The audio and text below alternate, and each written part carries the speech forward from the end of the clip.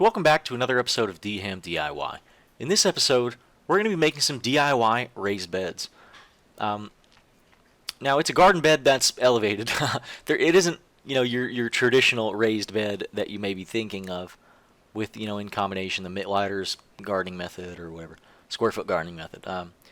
We're just mounding up soil, right? Taking into account Hugelkultur and a lot of different other things. We had a lot of rotted wood, we had a lot of wood chips, we had a lot of leaves. So we're going to be blending all these things into a mound with a special recipe, if you will, kind of making a lasagna. And I think that's one of the other, buzzwords in the gardening community, right? What is it? Like a garden lasagna or whatever. Anyway, so yeah, we're going to be showing you how we did this, and in another video, we're going to be maybe experimenting and kind of talking about whether a traditional raised bed would be better or just a garden mound.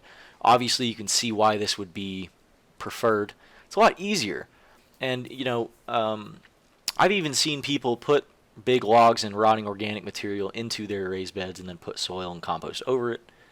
But nonetheless, you're going to see how we did it and then see how the different beds differ. We built 3 beds, and we'll just kind of compare, make a comparison, and see over the years which one does better.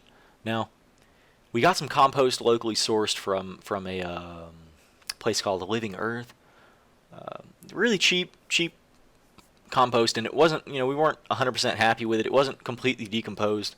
They had like a vegetable garden mix as well, but we can do that ourselves, right? We can mix it with other things, and who knows what got blended up in there with it, like the shale, that kind of deal. I wanted to stay away from that kind of stuff.